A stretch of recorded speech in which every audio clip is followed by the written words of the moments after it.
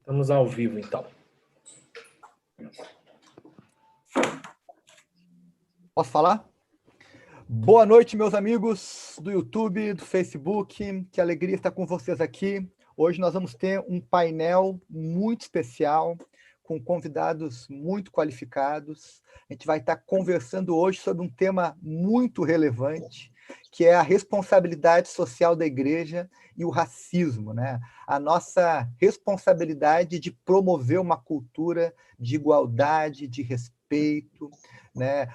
Uma cultura que inclua e não exclua ninguém, né? Uma cultura de igualdade racial. Então, a gente vai começar essa live daqui a 2 minutos.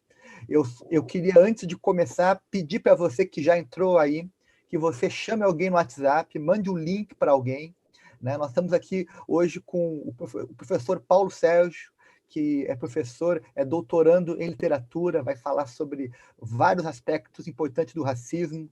O pastor Marcelo Perpétuo, que é psicólogo, pastor também. Daqui a pouco vai chegar também aqui o jornalista Marcelo Gonçalves, da Rede Globo. Não faz. Manuel Gonçalves, perdão, Manuel Gonçalves. Então, enquanto a gente está aqui preparando para iniciar, eu queria que você convidasse alguém, né? Chama alguém, aí manda o link no WhatsApp para alguém, né? Compartilha esse link, coloca lá em algum grupo, coloca lá, manda para alguém no privado, chama alguém para a gente crescer a audiência, né? Chegar mais longe. Esse é um assunto que a gente gostaria que ele se espalhasse e alcançasse pessoas de perto e de longe. Então, se você puder agora, vou te dar aí 1 minutinho para você enviar esse link para outras pessoas, né, para que a gente possa chegar mais longe e promover esse debate tão importante, tão relevante. Então, aguardo aí a sua ajuda, peço a sua colaboração, né, para que você possa estar divulgando. Também quero te dar a liberdade de comentar esse texto, né? Você pode entrar aqui no chat aqui do YouTube e você pode também fazer observações, mandar perguntas. Nós vamos estar, dentro do possível, aí, escolhendo algumas perguntas para trazer para o debate, né? Para que os nossos debatedores possam participar dessa conversa e possam dar sua opinião também sobre esses assuntos. Então, vem com a gente, né? Quero convidar você a participar conosco para que a gente possa, enfim, ter uma grande experiência hoje, né? Chegar bem longe e fazer esse painel ser um painel top das galáxias, né? Um painel que vai abençoar e inspirar muitas pessoas, ok? Então, peço a tua ajuda aí para a gente fazer esse movimento chegar mais longe, esse movimento do bem aí, esse movimento para abençoar e chegar mais longe ainda. Ok? Então, eu quero, com alegria, né, iniciar aqui a nossa live, e eu quero apresentar aqui o professor Paulo Sérgio. Eu tive a alegria de conhecê-lo há poucos meses, né? Ele é professor ali na Faculdade Estácio, é alguém que já tem vários trabalhos na área do racismo, da questão racial, escreve a respeito, tem já materiais publicados. E eu convidei ele para participar desse encontro porque eu creio que ele tem muito a acrescentar, né? Então, eu queria dar boa noite ao professor Paulo Sérgio. Boa noite, professor. Bem-vindo aqui ao nosso encontro. Queria que o senhor desse a sua saudação inicial. Boa noite a todos aqueles que estão conectados conosco, assistindo. É uma grande honra para mim. Muito obrigado, pastor Cabral, de ter nos convidado. Eu também posso dizer o mesmo que tu disse, tive o prazer de conhecê-lo ali como nessa condição de meu aluno, e nós estamos ali trabalhando e já há algum tempo, dentro das nossas possibilidades, divulgando essas questões de conscientização das relações étnico-raciais. Muito obrigado pelo convite. Boa noite. Também quero dar boa noite para o pastor Marcelo Perpétuo, pastor e psicólogo, coordenador do CPPC, Centro de Psicólogos e Psiquiatra Cristão, faz parte da nossa igreja, da nossa equipe pastoral, é um dos pastores comigo ali no Pasto da Areia. Pastor Marcelo, boa noite. Liga o microfone, pastor Marcelo. Liga o microfone.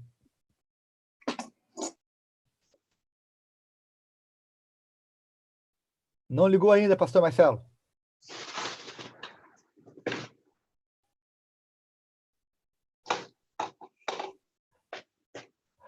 Pastor Marcelo, liga o microfone. Está desligado o seu microfone. Bom, enquanto o pastor Marcelo se organiza ali, eu quero também dar as boas-vindas ao Manuel Soares, jornalista, também ativista. Quero convidar ele também, ele já está conosco aqui na sala. Boa noite, Manuel. Queria que você desse aí boa noite para os nossos convidados aqui da live. Boa noite, Manuel. Boa noite aí. Como é que vocês estão, gente? Tudo bem? Prazer, obrigado pelo convite. Espero atender as expectativas aí. Obrigadão. Manuel, tu vai participar desse painel junto com o professor Paulo Sérgio Gonçalves, é um professor de literatura, né, professor em várias áreas, e também com o pastor Marcelo Perpétuo, pastor também da nossa igreja, né, e também psicólogo. Pastor Marcelo, dá o seu boa noite para nós aí, pastor Marcelo. Boa noite. Chegando melhor o som agora? Sim, estamos te ouvindo bem. Ótimo. Obrigado aí, pastor Cabral, pelo convite. Boa noite também aos demais participantes aí da nossa mesa. E quero parabenizar o pastor Cabral pela iniciativa também de propor aí a discussão desse tema tão relevante e necessário nesses dias. Maravilha. Eu vou ser o que menos vou falar, né? Então, eu quero apenas fazer aqui uma abertura e depois quero levantar a bola aí para os nossos debatedores poderem se manifestarem sobre esses temas. Mas eu queria dizer por que eu estou nesse painel, né? Esse painel, eu não sendo negro, né? O que eu estou fazendo aqui, né? Mas eu estou aqui justamente por um senso de responsabilidade. Eu entendo, né, à luz do Evangelho de Jesus Cristo, em Gálatas capítulo 3, por exemplo, fica muito claro que diante de Deus todos são iguais, né, que diante de Deus não há diferença entre raça, entre condição social, entre gênero, né? Todos são iguais diante de Deus. Eu até queria ler aqui Gálatas capítulo 3, tem o versículo 26, é muito importante, diz assim o verso 25, mas agora que veio a fé, já não permanecemos subordinados ao guardião, pois todos vocês são filhos de Deus, mediante a fé em Cristo Jesus, porque todos vocês foram batizados em Cristo Jesus e se revestiram dele. Assim, sendo, não pode mais haver judeu, nem grego, nem escravo, nem livre, nem homem, nem mulher, porque todos vocês são um em Cristo Jesus. E se vocês são de Cristo, também são descendentes de Abraão. E então a Bíblia deixa muito clara, né, que diante de Deus todos nós somos iguais. Todos os seres humanos nascem livres, né, são portadores de direitos fundamentais. E eu creio que há um imperativo moral para todos os cristãos de promover a igualdade racial, de combater o racismo, né? Por isso que eu estou aqui hoje entre esses amigos, né, esses irmãos negros, para dizer que eu me sinto impelido, né, comprometido em promover uma cultura de igualdade racial, né, porque diante de Deus todos nós fomos criados à imagem e semelhança de Deus. Então, dito isso, né, queria dar início aqui à nossa conversa, queria convidar aqui os nossos debatedores para iniciar a conversa, e eu queria fazer uma pergunta ao professor Paulo Sérgio, para iniciar aqui, né, a nossa rodada. Hoje foi o dia do enterro daquele norte-americano George Floyd, né? Hoje foi o enterro dele, e a partir da sua morte, né, tão brutal, houve movimentos no mundo inteiro, né, de protestos, enfim. Eu queria perguntar a sua impressão, o que esses movimentos representam, qual a importância desses movimentos, o que eles têm a nos dizer atualmente? Bom, o que eu tenho para dizer para você, eu vou usar como referência algumas palavras do Silvio Almeida, que escreve o livro Racismo Estrutural no Brasil. E essas movimentações que nós temos visto pelo mundo todo a partir da morte do Floyd, ela, para nós negros e que sofremos o racismo estrutural aqui no Brasil e que vemos o racismo de uma forma diferente, a gente não pode falar racismo, a gente fala racismos, porque são diversas formas de manifestação desse sentimento. Para nós negros, essas movimentações elas não são muito, elas não causam estranhamento para nós, porque nós já sabíamos que num momento ou no outro as coisas iriam acontecer dessa forma. Agora, para as pessoas que não têm muito contato com essas questões étnico-raciais, podem se assustar com isso. As mensagens que esses protestos eles acabam trazendo para a humanidade é de que chegamos num ponto onde isso vai ter que ser discutido, de uma forma ou de outra. Então, eu vejo essas manifestações como o transbordar de um copo de água, por exemplo. Eu vejo essas situações de protesto, o resultado de vozes que não são ouvidas há muito tempo. Então, quando, desde os movimentos pelos direitos civis americanos, desde os movimentos negros do Brasil, está se falando sobre questões raciais nesses países, em particular no Brasil e nos Estados Unidos, sendo o Brasil o nosso caso e os Estados Unidos no caso do Flórida. Então, quando culmina nesses pontos onde essas manifestações acabam explodindo mundialmente, como chegou no fim, chegou no momento. No fim não é correto dizer, porque o racismo, se a gente for olhar os apontamentos de Emily Durkheim, ele é um fato social, ele é coercitivo, geral, exterior. Então, uma pessoa só, um grupo de pessoas não vai conseguir acabar com o racismo. Mas o que nós temos que fazer é trazer essas coisas para a discussão. Essas discussões, elas são necessárias. Um encontro como esse que a igreja está promovendo hoje é necessário, porque o negro ele precisa saber da sua essência, daquilo que o faz sentir como negro dentro de uma sociedade, e somente essas discussões vão fazer com que mais pessoas sejam alcançadas através de troca de conhecimento. E é lógico, voltando ao gênero da tua pergunta, eu vejo essas manifestações como necessárias e como inevitáveis. Infelizmente, lógico, cada caso é um caso, existem casos particulares que acontecem no meio dessas manifestações, mas é necessário. As pessoas estão chegando num ponto onde elas querem ver mudanças, e como os governos instituídos não respondem a essas necessidades dessa população, acaba estourando em manifestações como essa. Professor, pastor Marcelo, qual é a tua leitura desses protestos todos? Qual a sua percepção? Qual a mensagem que eles estão enviando para nós? Bom, pastor Cabral, de acordo com alguns jornais, hoje se comparou os protestos relacionados ao assassinato de George Floyd, algo semelhante ao que aconteceu em 4 de abril de 68, quando Martin Luther King também, lutando pelos direitos civis nos Estados Unidos, acabou, então, ali morrendo, né? O que a gente tem visto a partir desses protestos, sim, é a necessidade ou a urgência desta temática voltar à discussão, né? E discussão no sentido de uma construção também, tanto pessoal, coletiva, comunitária, social. Essa é uma temática que nos tem sido muito cara, né? Pelo que tem trazido de prejuízos também do ponto de vista da saúde emocional, né? Temos o caso aí do Miguel, também, que é uma outra situação que o nosso coração se aperta de ver o que aconteceu, né, nesse fato. Então, essa discussão ela chega num momento muito oportuno e que a gente precisa, sim, nos mais diferentes espaços, poder falar da temática do racismo, né, para que a gente possa, de uma forma mais adequada, fazer construções melhores a respeito deste assunto. Manuel, apresenta para nós aí o teu companheiro aí de live, hein? Esse aqui é o Isael.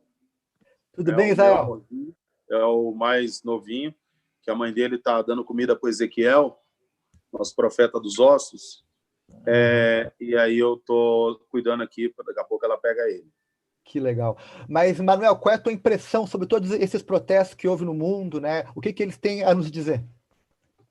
Cara, eu acho que cada pessoa e cada grupo social precisa fazer uma autoanálise a partir do que está acontecendo, né? a imprensa ela acaba dando uma ótica, e eu falo por eu ser um agente de imprensa também, acaba dando uma ótica mais geral, a partir de leituras, querendo ou não, eurocêntricas do processo, né? Porque a imprensa, e como toda a estrutura de poder, ela é branca no Brasil e no mundo, com exceção dos eixos afrocentrados.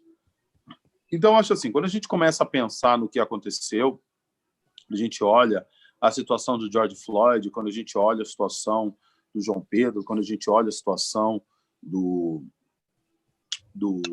Miguel, o que nós temos? Nós temos Herodes, que mandou matar crianças para tentar achar o filho do homem, o filho de Deus. Não é muito diferente do que aconteceu ali, entendeu? Herodes ele se prende a um conjunto de características, entendendo que aquele corpo pequeno representa problema, aquele corpo pequeno é dispensável, então ele manda eliminar. Não é diferente do que a gente vê. A morte dessas crianças acaba seguindo. Herodes, quando manda fazer aquilo, ele manda fazer num território específico. Ele manda fazer em um território específico. Quando nós vemos a morte de George Floyd, nós vemos um homem negro abatido pelo braço da lei a partir de um julgamento feito por eles, sem qualquer chance de defesa. Isso não é novo na história humana.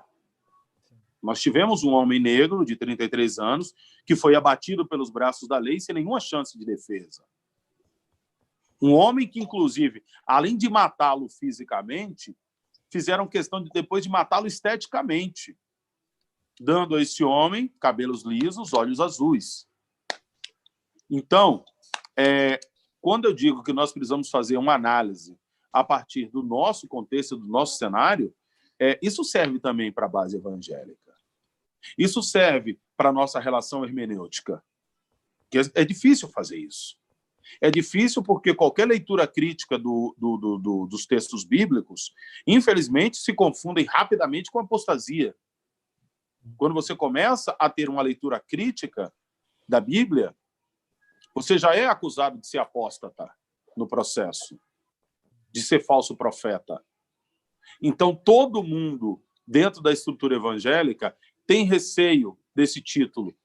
E nisso, infelizmente, se perpetua práticas que muitas vezes interferem diretamente na nossa rotina.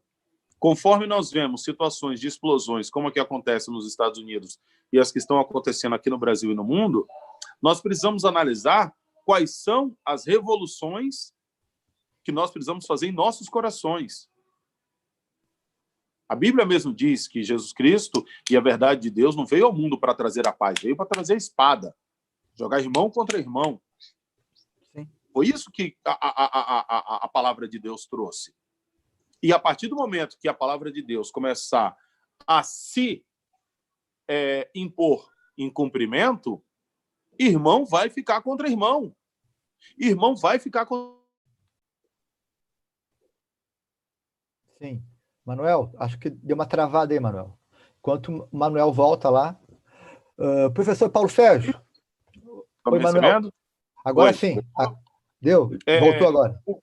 Por que em 64, em 65, quando Rosa Parks foi tirada do ônibus, Martin Luther King foi lá e se posicionou.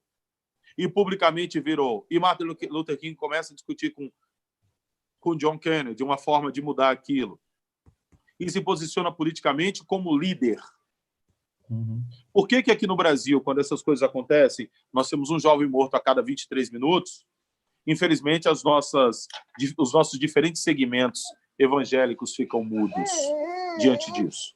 É porque nós somos menos cristãos que Martin Luther King? Não. Não. É porque a nossa base hermenêutica, a nossa base de interpretação dos livros sagrados é diferente. E essa prerrogativa nos dá um lugar de conforto. Nos faz acreditar que essa bomba não é nossa. E é isso que nos é questionado agora.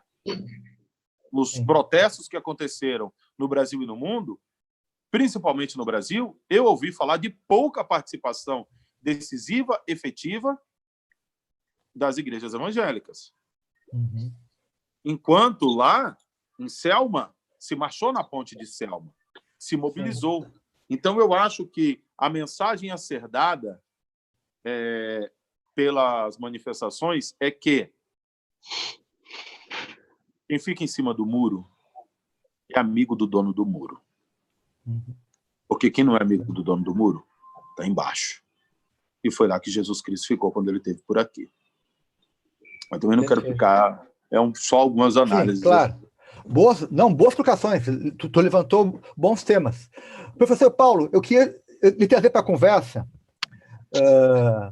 e lhe perguntar o seguinte: o que a gente pode fazer para mudar essa cultura racista, né, que o senhor mesmo mencionou que existe vários racismos, né? Como é que a gente pode promover uma cultura de igualdade racial, de respeito? O que o senhor pensa sobre isso? Olha, eu vou começar minha fala aproveitando o final da fala do Manuel, quando ele disse sobre posicionamento. E também vou citar algumas passagens bíblicas quando nós olhamos para a Bíblia Sagrada e vemos por meio dela pessoas mudando sua história de vida. Em todas as personagens bíblicas que nós vemos mudança de vida, elas partiram a partir de um posicionamento. Né? Quando o Manuel falou do muro, eu lembrei de Raabe, que morava em cima do muro e decidiu tomar a sua posição e entrou na genealogia de Cristo. E para que nós possamos diminuir os efeitos do racismo, é preciso que nós nos posicionemos. Quando eu falo de posicionamento, aproveitando o ensejo, eu não estou falando apenas dos negros. É preciso que negros e brancos tomem o seu posicionamento. Nas nossas aulas sobre tolerância racial, que a gente tem a oportunidade de ministrar na faculdade, nós sempre falamos e citamos para os alunos que o branco no Brasil ele precisa tomar conhecimento do favorecimento que a estrutura social do Brasil hoje proporciona para ele. Então, a partir do momento em que nós soubermos aquilo que essa estrutura nos favorece e nos dificulta, vai ser mais fácil de identificarmos meios para que os efeitos desses racismos sejam mais brandos na nossa população.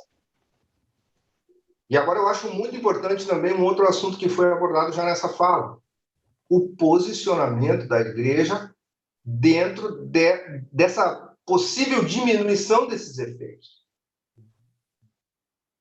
É preciso que atitudes como essa, dessa discussão trazida por uma igreja evangélica, seja uma prática comum. Nós precisamos trazer essas pessoas desses grupos, entre aspas, minoritários, para falarem sobre os seus problemas e sobre aquilo que os aflige, a partir de uma ótica cristã.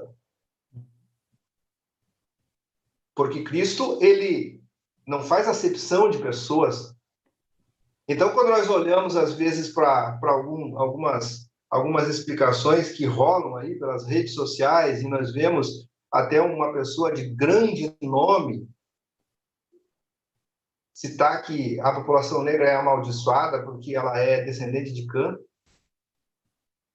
nós vemos, às vezes, as pessoas usando a palavra de Deus para esconder-se atrás do seu racismo. Ou seja, eu vou ser racista, mas eu tenho uma prova bíblica disso. Então, nós precisamos nos posicionar diante de todas essas questões, como negros, como brancos, como cristãos.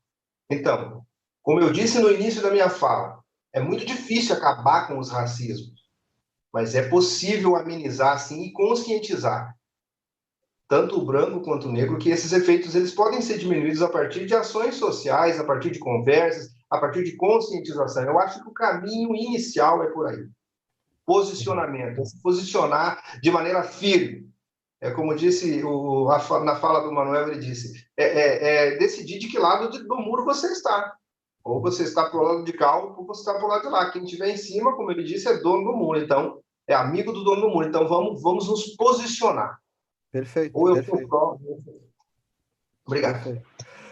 Pastor Marcelo, eu vou te fazer uma pergunta Óbvia, a resposta é óbvia, mas eu quero que o senhor desenvolva a partir dessa resposta, né?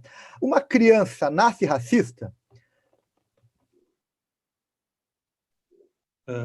Na verdade, a gente vive numa cultura onde se ensina o ódio. Uhum. E Nelson Mandela fala disso, né? E se alguém pode ensinar alguém a odiar o outro pela cor da pele, também pode ensiná-lo a amá-lo. Então, eu acho que a gente também está falando, a partir da tua pergunta, de educação. Uhum. E do ponto de vista das medidas necessárias, acho que a gente tem vivido num país onde a nossa cultura, e eu tenho repetido isso, ela é muito mais reativa do que preventiva. Então, para que alguns desses cenários, né, e alguns desses debates possam ganhar uma expressividade, uma construção mais sólida, sim, se faz necessário que nós tenhamos medidas preventivas e não mais só reativas. Ainda fazendo um gancho, né, sobre a fala do Manuel, eu acho sim importante que nós, quando cristãos, possamos trazer esses temas, né, tão relevantes na nossa sociedade. De fato, não podemos ficar em cima do muro. De fato, usamos a metáfora, né, no nosso contexto eclesiástico, que a igreja é um hospital. E a igreja, sendo um hospital, ela é um espaço onde acolhe, por meio do amor de Jesus, todo tipo de pessoa, independente da sua cor, raça, né, condição social.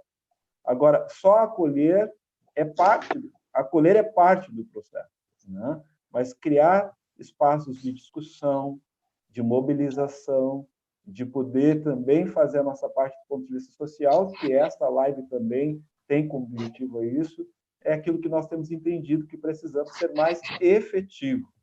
E que bom que a gente está podendo falar disso nessa noite. Legal. Manuel, eu quero te trazer para a conversa também e quero te propor aqui uma pergunta, né, e uma reflexão. A igreja evangélica, eu sei que você veio, né, de uma origem evangélica, né? Acho que seus pais eram evangélicos, né? Enfim. E a igreja evangélica no Brasil, ela é uma igreja negra, porque ela está espalhada nas periferias, né? Quando você vai para, enfim, para as comunidades, ali o que mais, a igreja que mais se faz presente ali são as igrejas evangélicas, né? Então está cheio de negros, pastores negros, né? Enfim. E por que mesmo com toda essa presença expressiva de negros dentro da igreja evangélica, a igreja ainda tem dificuldade de se posicionar, né? Queria que você, a partir dessa perspectiva, né, de que nós já somos uma igreja negra, mas por que ainda assim a gente tem dificuldade de se expressar publicamente de forma mais expressiva contra o racismo? Assim, ó, essa resposta, eu confesso a você que ela é um pouco desconfortável, porque ela nos obriga a transitar em verdades inconvenientes. Verdades inconvenientes do estudo de evangelização brasileira, em especial. E quando eu falo isso, eu falo não baseado em achismo, não baseado em leituras de internet. Falo baseado em pesquisa mesmo. Tá? Eu acho que a igreja evangélica, as igrejas evangélicas brasileiras, ela é majoritariamente composta por pessoas pobres. Consequentemente, por pessoas negras, porque a pobreza no Brasil tem cor. Mas ela não é negra. E isso é complicado de se relacionar. A Igreja Batista, obviamente que eu não estou falando de vocês propriamente, mas o conceito nacional de Igreja Batista no Brasil, muitas vezes não comunha de maneira integral com a Igreja Batista que Martin Luther King defendia. E a prova disso é que se comungasse, se a relação fosse uma relação de perfeita sinergia, essa Igreja Batista estaria nas ruas nesses próximos dias. Porque onde Martin Luther King estaria? Ela estaria lá congregando em meio àquelas pessoas. Essa verdade inconveniente, essa constatação explícita, pode ter uma série de argumentos factuais de hoje, mas ela está diretamente ligada à nossa hermenêutica. Essa verdade inconveniente precisa ser digerida por todos nós, com uma certa tranquilidade espiritual, com uma benignidade merecida, sabendo que posso fazer o caminho de volta. Quando eu falo isso, é porque boa parte do processo de evangelização que chegou ao Brasil veio do norte dos Estados Unidos. Os primeiros evangelizadores vieram do norte dos Estados Unidos. E se quisermos entender qual é a base evangélica brasileira, precisamos ver o que é o evangelho no norte dos Estados Unidos. Precisamos pegar os manuscritos não, mas os históricos dessa estrutura religiosa do norte dos Estados Unidos e ver quem é que estava lá na década de 60. E, para nossa surpresa, para nossa tristeza, quem estava lá eram homens de capuz branco e tochas na mão. A Ku Klux Klan, ela, infelizmente, se reunia atrás de um cartaz Jesus Save. Isso é algo muito preocupante. É algo que muitas vezes nós ignoramos. Quando, de maneira direta, alguns de nós desconhecem ou interpreta de maneira diferente um fato. E eu estou dizendo que, se você vê o filme Infiltrado na Clã, que é um filme agora que foi feito pelo Spike Lee, você vai ver a Ku Klux Klan reunida dentro de espaços religiosos. Isso, gente, precisa ser explicado, precisa ser entendido, e nós precisamos remover essa contaminação da nossa verdade evangélica e do nosso praticar evangélico no Brasil. É por isso que as igrejas evangélicas brasileiras não conseguem se conectar a essa pauta com a legitimidade necessária, porque, infelizmente, a nossa base de estudo é uma base de estudo que foi trazida por pessoas que pregavam a eugenia como princípio básico de libertação espiritual. Quando nós entendemos isso, e eles chegam no Brasil tirando o demônio do corpo de pessoas de pele escura, é porque esse demônio estava... Agora, vem cá. Eu, por exemplo, já tive o prazer de conhecer igrejas evangélicas no Japão. Eu nunca vi ninguém tirando demônio de pessoas no Japão. E olha que os japoneses acreditam nos seus ancestrais, eles acreditam na vida deles. Eles têm uma crença muito... Eu já vi igreja evangélica na Grécia e eu nunca ouvi falar de pessoas tentando tirar Zeus ou do corpo das pessoas. Mas aqui no Brasil nós temos isso. Por quê? Obrigado, Preta. Porque existia e existe uma demonização da pele escura. Estou falando alto, né? Tá. As crianças aqui, senão eu acordo as crianças. Existe uma demonização da pele escura. Entender isso, gente, é muito doloroso. E para mim, por exemplo, assim, eu na condição de testemunha de Jeová que fui e de estudioso da Bíblia que sou, eu li este livro inteiro 4 vezes. Eu não fiquei folheando ele. A minha base social e estrutural é a Bíblia. Ela é o meu livro sagrado, por mais que hoje eu leia outras coisas. Agora, entender os fatos não está diretamente conectado à negação da minha fé. Então, quando nós começamos a analisar isso, a gente precisa, antes de questionar se isso que nós estamos fazendo é bonito ou feio, precisamos sermos pragmáticos nessa análise. Qual é o benefício disso? Qual é o benefício dessa tomada de posição? Eu gosto muito quando o Marcelo fala de Mandela. Eu acho que esse é um ótimo exemplo, Marcelo. Eu tive o prazer de ter estado na África, de conhecer o velho pessoalmente, de ouvir, sentado na minha frente, o reverendo Desmond Tutu. Oh, top, top. Então, quando eu sento e converso com essas pessoas pessoalmente, a minha relação não é uma relação de opinião. As minhas opiniões, sinceramente, eu não estou dividindo com vocês. Eu não divido opiniões.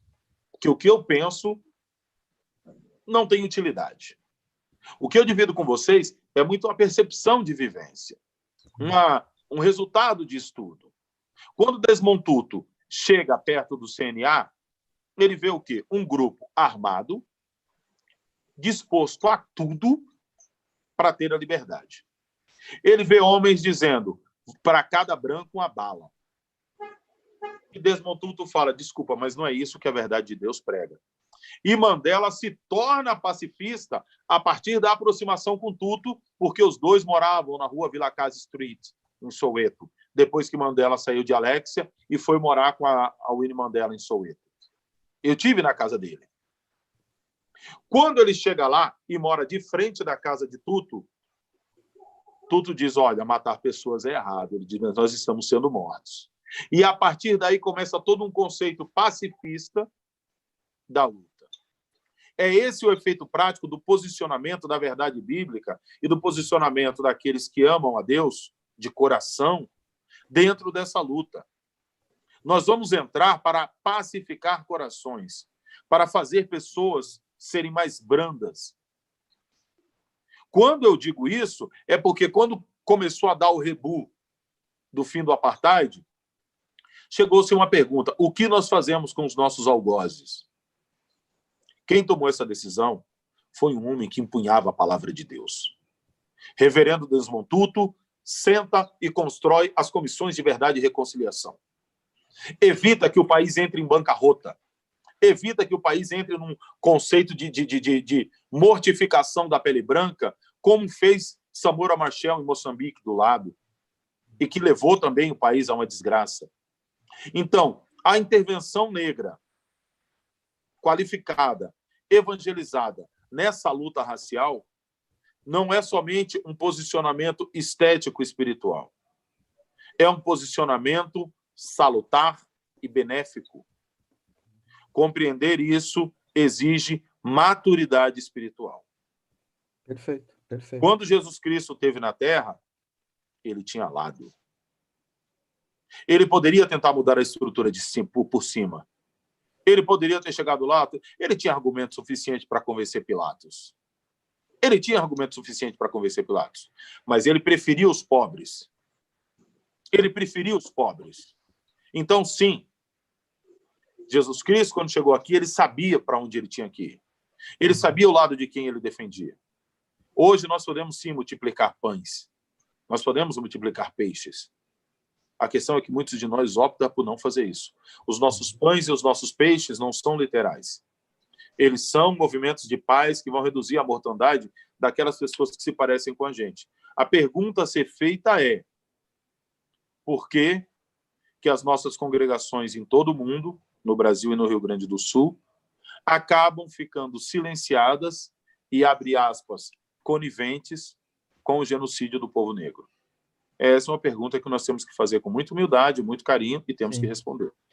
Eu queria chamar o professor Paulo Sérgio para a conversa, né?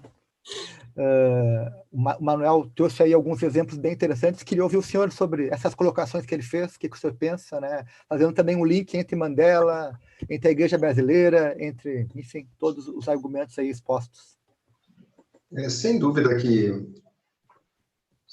que Nelson Mandela e um pouco atrás nós falamos de Martin Luther King, são ícones assim indiscutíveis de representatividade, de posicionamento diante das questões negras americanas. E isso é evidente, e lógico, negras americanas, eu digo, mas que acabaram nos alcançando aqui também, né? Mas, e é lógico que aqui em nosso país nós não tivemos assim uma frente ligada tanto à igreja, né? Por causa de muitas questões de natureza.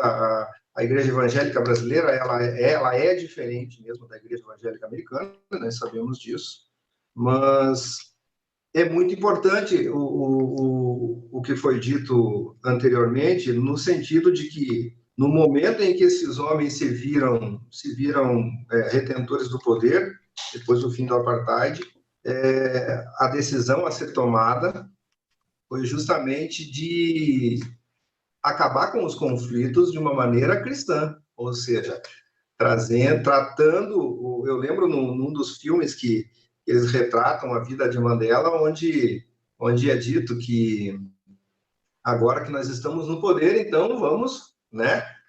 Vamos nos vingar, vamos fazer tudo que eles fizeram para nós. E no filme, naquela versão, lógico, é um filme, é uma versão, naquela versão do filme, Mandela fala que se nós fizermos o que eles fizeram conosco, nós seremos piores do que eles.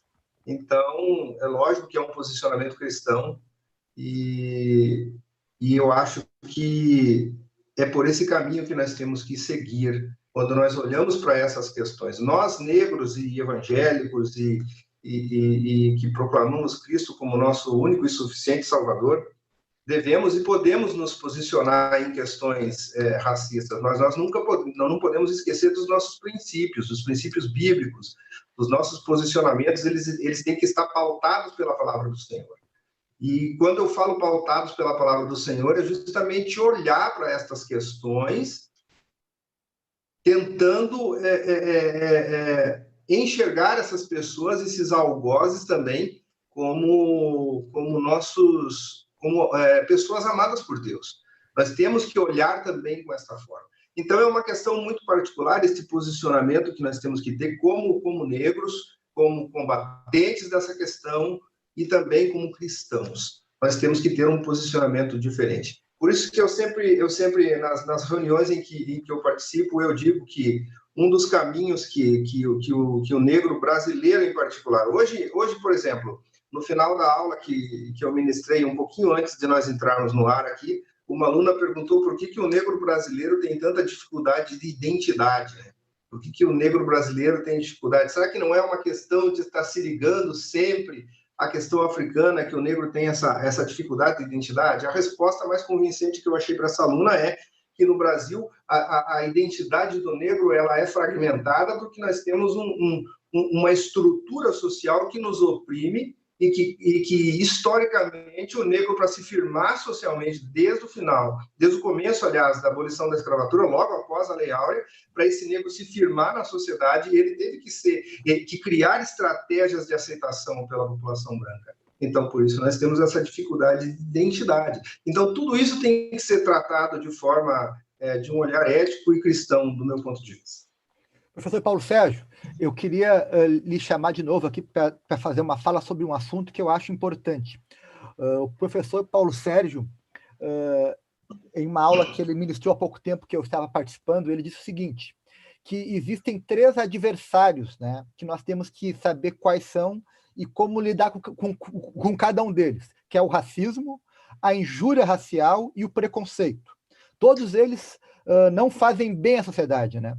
Mas eles são coisas distintas. Eu queria que o senhor explicasse qual é a diferença entre racismo, injúria racial e preconceito para quem está nos assistindo aqui pela internet.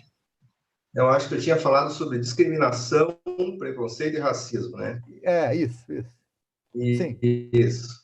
Existem esses 3 conceitos e as pessoas confundem. Inclusive, eu queria aproveitar essa oportunidade que você me deu, e a gente estava tratando hoje, e voltando a falar dessa estrutura que oprime o negro brasileiro, que até é o nosso ordenamento jurídico, né, gente? Então, quando você é ofendido, levando-se em consideração a cor da pele, geralmente esse crime vai ser amenizado pelo ordenamento jurídico, caindo para a injúria racial, que é um crime mais brando. Então, é muito difícil uma pessoa ser condenada por racismo no Brasil, porque o racismo ele vai envolver um grupo, e a injúria racial é o indivíduo. Então, normalmente, quando essas coisas acontecem, é injúria racial e não racismo. Agora, os conceitos de racismo. O racismo, por si só, ele é um sentimento que ele vai contra um grupo de pessoas, ele vai contra uma etnia. Quando você é cerceado o seu direito, baseado na etnia que você pertence, por questões fenotípicas ou não. Mas, ou seja, quando você tem o seu direito violado a partir desse ponto de vista racial. Nós sabemos que a biologia e as ciências elas já provaram que não existem raças, mas a raça ela é uma construção social, infelizmente. Ela é uma construção social de ponderações assimétricas de poder. Então, quando nós temos uma supremacia branca e uma inferioridade negra, ele é considerado como raça porque ele é hierarquizado a partir da sua cor da pele. E nós temos a discriminação. A discriminação é quando você não aceita determinada pessoa devido à sua cor de pele. E o preconceito é muito parecido com a discriminação. O preconceito como a própria palavra já diz, ele é um pré-conceito, um conceito anterior que você tem de determinada pessoa, levando em consideração a sua cor de pele. Obrigado, professor. Pastor Marcelo, o senhor é pastor, né? Acompanha uma igreja, também é psicólogo. Eu queria que o senhor falasse também agora um pouco sobre o sofrimento que o preconceito e que a discriminação causa, né, nas pessoas. O senhor já conversou com muita gente que sofre em função disso, né? O que o senhor tem a dizer sobre isso? Ainda antes de responder diretamente a pergunta, né, só queria ainda explanar um pouquinho sobre essa questão do papel da igreja, da hermenêutica que o Manuel nos traz. Eu acho que a gente precisa, sim, fazer um resgate de uma hermenêutica bíblica, de uma exegese bíblica, né? Uma exegese que também responda não só as perguntas que nós queremos, mas também uma exegese do nosso tempo, né? Que pode olhar para as necessidades humanas e as questões raciais, para que a igreja também cumpra o seu papel. Foi ali em 1977, na Suíça, que teve um congresso chamado Congresso de Lausanne, né, muito importante, como um marco também na história da igreja, onde se delimitou ações importantes do ponto de vista social, do ponto de vista da evangelização, para que a igreja tivesse um papel importante no que diz respeito a ser sal fora do saleiro, né? Lá fora, na sociedade, trazer um gosto, um sentido para a vida das pessoas. Voltando à pergunta, então, relacionada à questão do sofrimento. Isso, Cabral? Isso. Como o racismo causa sofrimento nas pessoas, né? Como as pessoas sofrem em função disso, né? Da discriminação, do preconceito. Então, acho que é importante também, falando, a gente está conversando a partir de dois lugares, da teologia, mas também do lugar da psicologia, né? É importante a gente entender que tudo aquilo que traz sofrimento para essa população, e pensando especificamente na população negra, né? A discriminação, seja ela velada ou não, isso produz um sofrimento real, produz um sofrimento psíquico que precisa ser acolhido. Por vezes, acolhido por nós, no nosso contexto de igreja, né? Dos nossos grupos, do nosso trabalho nas casas, no nosso trabalho social.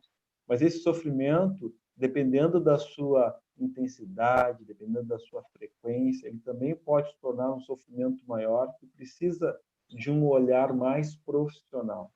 Ou seja, aonde também cada um desses irmãos possam trazer as suas questões pessoais, né? Onde eles possam também ser acolhidos a partir dessa dor gerada por situações tão distintas que nós vivemos no nosso dia a dia.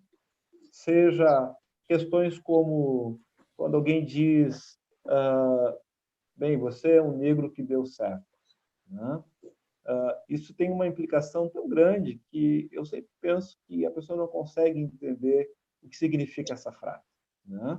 E o que isso gera de sofrimento, talvez para aquele que está do lado e que não se vê dessa forma, né? Então, as nossas questões sociais, as nossas questões raciais, elas estão colocadas nos mais diferentes contextos do nosso cotidiano, seja na escola dos nossos filhos, seja quando você para com o teu carro e alguém pensa que você é Uber, porque você é negro, né? O que aconteceu comigo quando fui na tua casa, né? Então, só nós sabemos, né, de uma forma mais direta, o que é ter um olhar sendo feito de uma forma discriminatória e o que isso traz como sofrimento, né? E que, por vezes, também essa população não tem acesso à saúde, não tem acesso a um cuidado psicológico, e o quanto fica desprovido e que esse sofrimento tem, por vezes, então, acaba também trazendo outras consequências. Então, acho que é importante, sim, quando a gente fala em políticas públicas, quando a gente fala em prevenção, quando a gente fala da saúde da população negra, poder pensar em caminhos que sejam viáveis, possíveis, de acessibilidade ao cuidado. Falar de cuidado e não ter acesso a esse cuidado é uma outra discussão importante. Manuel, queria te convidar também para falar sobre um tema. Eu escutei alguns dias atrás um TED que você fez, né, falando sobre racismo, enfim, você deu ali uma fala muito, muito boa, né? E você disse do problema da dificuldade que é para o branco ser racista, né? Como isso causa um mal para o branco, né? Você usou ali que o branco racista é uma pessoa que está em constantes problemas, né? Queria que tu falasse um pouco sobre isso, né? Eu acho que tu resgatasse um pouco daquela fala do TED que eu achei tão oportuna, tão sábia, né? Queria que você colocasse um pouco daquilo que você falou sobre essa postura branca, né? Que é uma postura que acaba sendo danosa para ele próprio, né? Vou abrir o microfone. Trazendo à luz das Escrituras, nós podemos nos perguntar por que Judas se matou depois de trair Cristo. Depois que ele viu o estrago que ele fez. Por que ele fez aquilo? Qual era, pastor Marcelo, o sofrimento psíquico daquele homem que nitidamente se deu conta do mal que fez? Aquele sofrimento psíquico de Judas nos remete diretamente à dor do racista. Porque o racista, em nome de 30 moedas figurativas, que talvez seja o seu lugar social, seu carro, a sua estrutura, o seu pseudo-privilégio, ele trai pessoas que se parecem com o Filho de Deus. E essa traição, assim como em Judas, gera dor. Gera pequenos suicídios. O suicídio moral, o suicídio psicológico, o suicídio espiritual, o suicídio ético. A partir do momento que uma pessoa é racista, infelizmente temos que ser honestos, que dentro da congregação, quando chega uma pessoa com um carro valendo mais de 100 mil reais, de pele clara, com a sua esposa de cabelo loiro, e essa pessoa adentra os portões das nossas igrejas, buscando a Cristo, muitas vezes a nossa recepção é uma. O nosso acolhimento é um. Quando chega uma pessoa negra, a pé, com odores corporais, com cabelo desarrumado, entra, a nossa recepção é outra. O que faz a diferença dessa recepção é o racismo estrutural que nos habita. O fato de sermos cristãos não nos exime da praxis racista. Sim.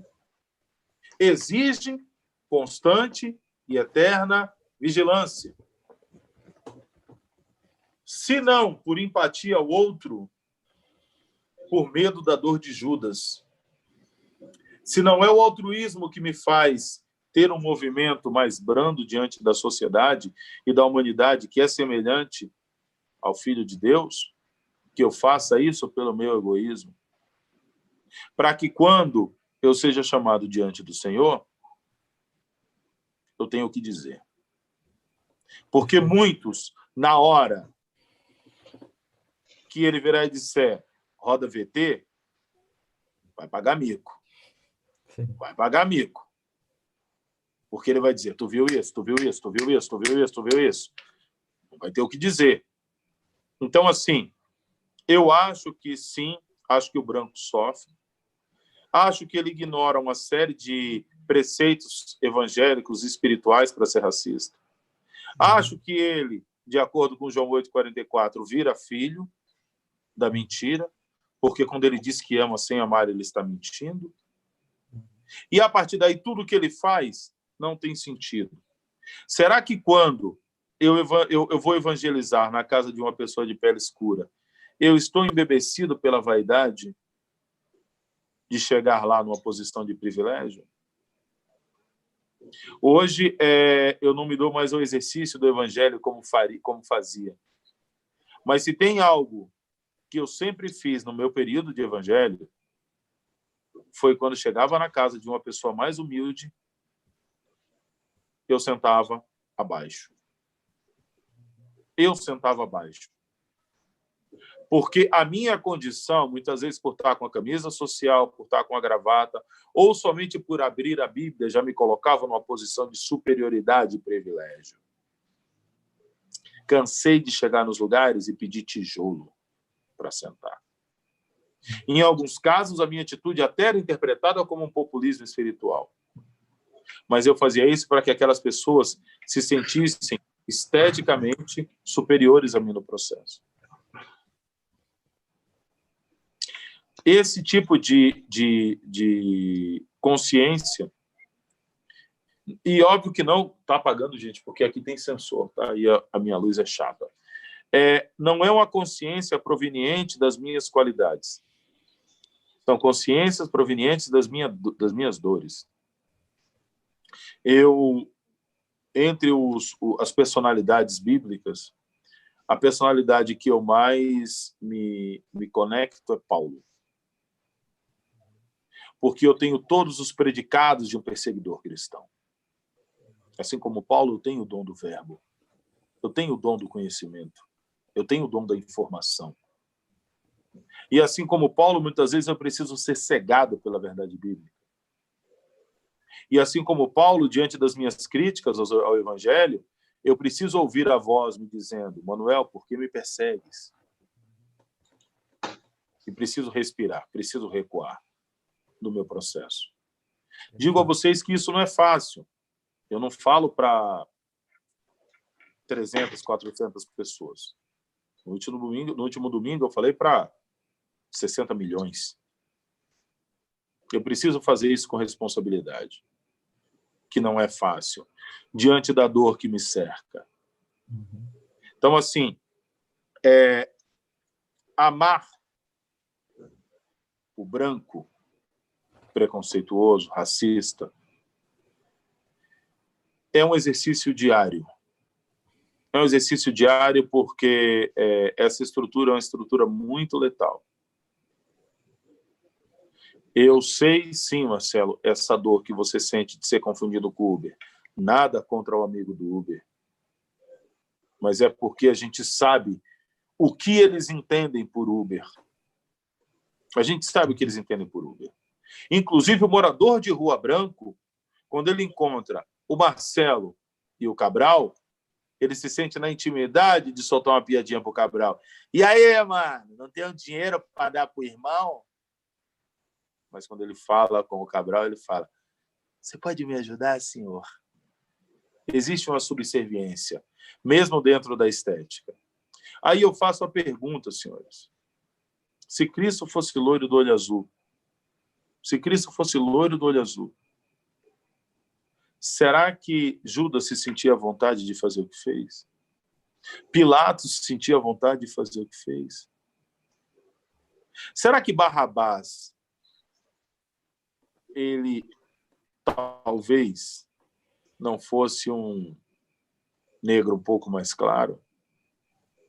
A partir do momento que nós assumimos a cor de Cristo, nós relemos a história, relemos a Escritura, relemos os preceitos. Sim, eu já fui chamado de filho de Cã dentro da estrutura religiosa que eu convivi.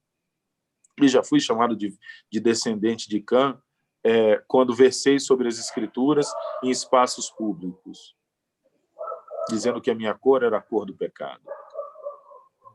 E isso sem nenhuma conotação sexual. É porque nós éramos a cor do pecado. Nós éramos a cor de Lúcifer, de Gog e de Magog. Então, esse tipo de reflexão nós temos que fazer. Óbvio, temos que ser atentos, carinhosos com os nossos opositores, mas, acima de tudo, temos que ser justos. Não vamos cortar a orelha deles. Mas eu não sei também se temos maturidade espiritual de pegarmos essa orelha e colar de volta. Eu sou obrigado a confessar. Perfeito. Muito bom.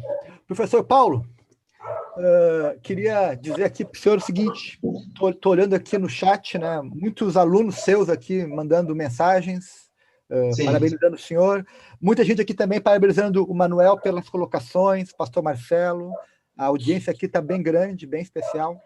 Então, parabéns aí aos senhores. Mas o nosso horário está estourando, né? Então, eu queria fazer agora uma rodada final, pedindo que cada um fizesse uma colocação final, né? E uma palavra assim, ok, o que vamos fazer daqui para frente, né? Qual o nosso imperativo moral daqui para frente? Qual deve ser a nossa postura, né? Quais as sugestões que os senhores têm para dividir conosco aí? Começa por mim? Pode ser, professor. Então tá. Eu acho que, da minha parte, a postura é continuar trabalhando com as questões que eu venho trabalhando já há alguns anos, conscientizando. Esses dias, numa aula, eu tive uma declaração de um aluno negro de psicologia que falou para mim assim: muito obrigado, professor Paulo, por o senhor ter voltado para nos buscar, nós que ficamos para trás. Ou seja, a população negra precisa de representatividade, precisa ver mais repórter negro, precisa ver mais pastor negro, precisa ver mais professor negro. Essa representatividade é muito importante. E eu vou aproveitar bem rapidinho o meu espaço final para falar com a Vitória Silveira, que colocou ali. Agora ela apagou a mensagem, mas ela escreveu assim: o que fazer com os racistas negros? Vitória, não existe racismo no negro. O negro não pode sentir racismo pelo branco, tá? Porque o racismo é um sentimento assimétrico de poder que vem de uma pessoa que tem supremacia sobre a outra. Então, uma raça que tem supremacia sobre a outra é a supremacia branca e o negro está embaixo. Então, jamais o negro vai conseguir sentir racismo, vai ter a possibilidade de sentir racismo pelo branco. É só de cima para baixo. O que o negro pode sentir pelo branco é preconceito e discriminação. Racismo é só da raça superior pela raça inferior. Muito obrigado. Marcelo, tuas palavras finais, Marcelo. Bem, da mesma forma, precisamos continuar dizendo que vidas pretas importam, precisamos continuar firmes no debate, na educação, na prevenção. Sabe que, de uma forma mais direta, estou em consultório no centro, na Andradas, eu me dei conta. No meu prédio tem 16 andares, onde está o meu consultório. E eu tenho conhecimento. Nós temos apenas 2 negros, um psiquiatra e eu que sou psicólogo.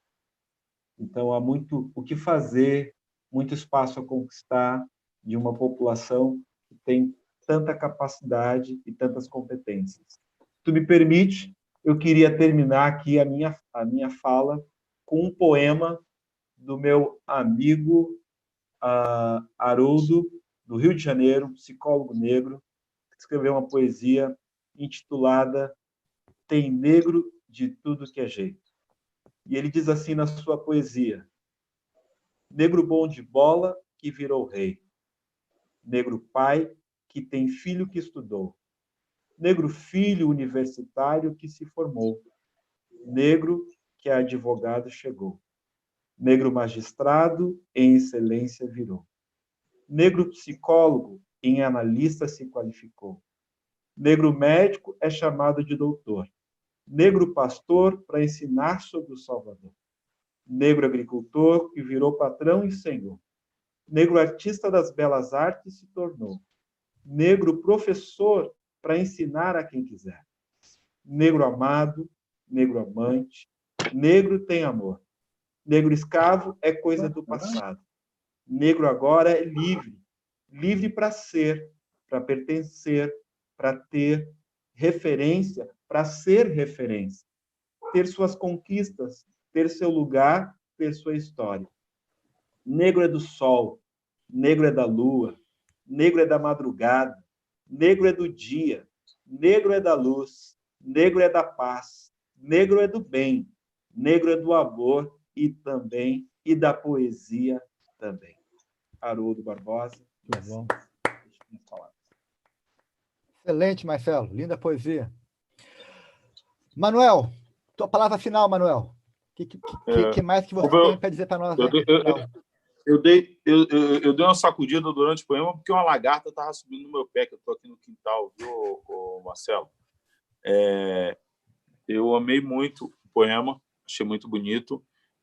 Adoraria ser seu aluno, viu, professor Paulo?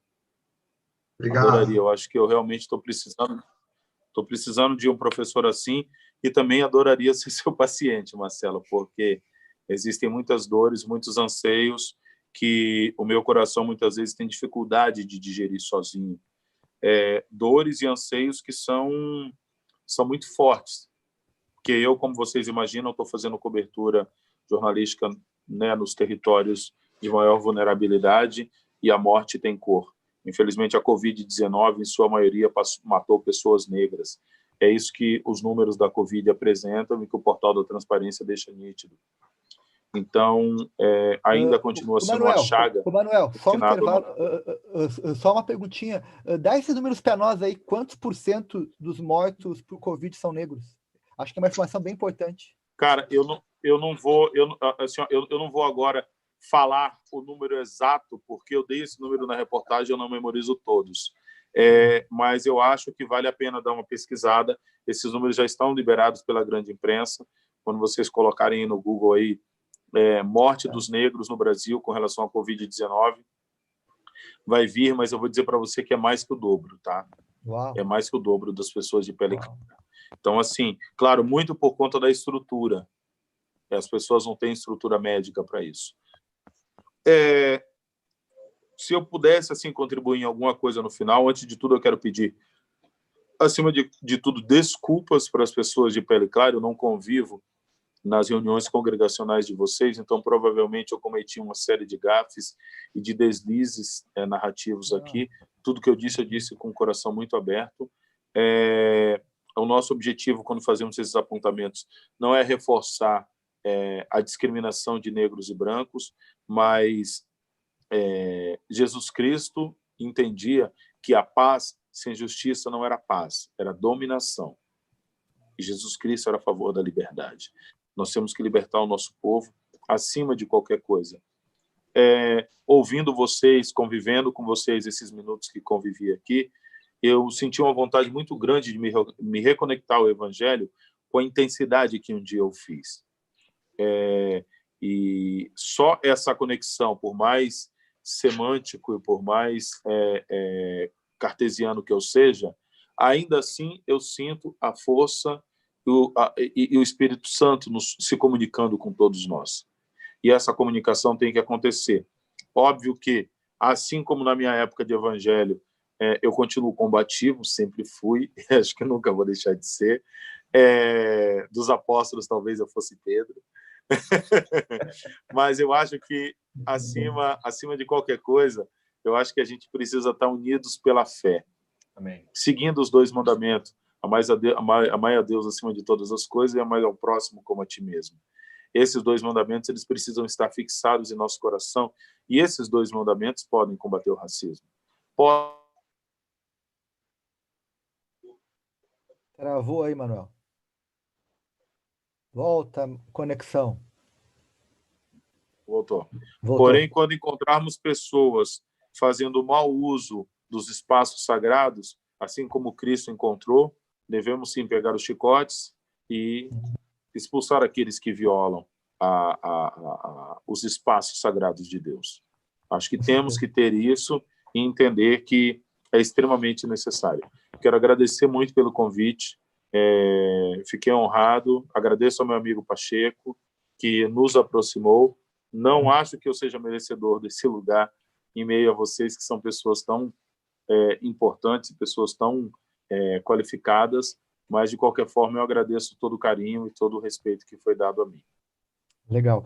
Manuel e professor Paulo, quero fazer um convite, quando vocês vierem a Porto Alegre, a conhecerem a nossa igreja, participarem de um culto conosco, né? Uma igreja multirracial, tem lá negros e brancos, pastores negros, pastores brancos, músicos negros, músicos brancos, né? Uma igreja multirracial, onde nós estamos tentando exorcizar o racismo, né, de alguns ainda, que deve ter ali, então a gente vai ter que fazer um exorcismo forte ali, né, para expulsar todo o racismo, para poder ter uma cultura de igualdade racial, de respeito, né, e foi muito bom ouvir vocês três, né, eu aprendi muito aqui ouvindo vocês, né, muito obrigado aí pela participação, e eu queria terminar esse encontro aproveitando que hoje foi um dia tão importante, assim, do ponto de vista da reflexão, né, que foi o dia do enterro do George Floyd, né? E eu queria, então, convidar quem está nos vendo em casa, quem está aqui também conosco, aqui nessa sala, nessa live, a nós fazemos uma oração em silêncio, aí, 1 minuto de silêncio, orando por todos os negros que morreram, por todas as vítimas do racismo, do preconceito, da discriminação, que a gente possa fechar os nossos olhos aí, cada um de nós, onde está, e fazer uma oração a Deus, pensar sobre isso, né? Cada um do seu jeito, a sua mania, a sua forma, mas a gente ter aí 1 minuto de silêncio, orando por dias melhores. Vamos fazer isso? Vocês topam? Então vamos lá.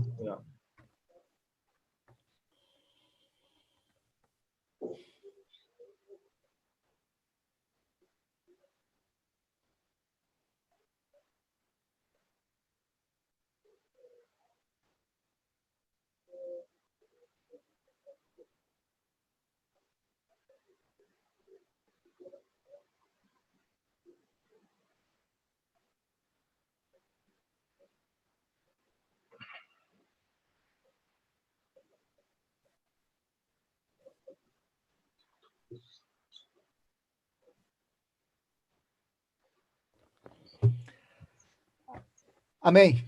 Obrigado, Amém. gente. Abraço, abraço, Paulo Sérgio, Marcelo, Manuel, abraço a vocês. Deus abençoe. Obrigado. Valeu, gente. Obrigado, abraço Manuel. a todo mundo. Valeu, gente. Obrigado, professor. Um abraço. Tchau, tchau. E se puderem depois passar os contatos, passa lá para o Maurício, lá, que eu gostaria de ter o contato de vocês, tá? Vou pegar o teu... Marcos Pacheco. Beleza. Passa o Marcos para ele me passar, por favor, tá? Tá legal. Pastor Cabral, convite aceito, tá? Tá bom, bem-vindo. Vai ser um prazer. Vai ser um prazer. Tchau, tchau, gente. Legal. Tchau, tchau.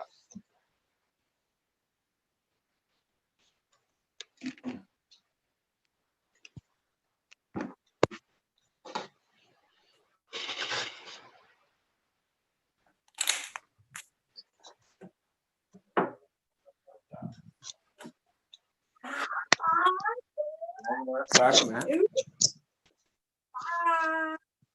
Que frio, real. De normal.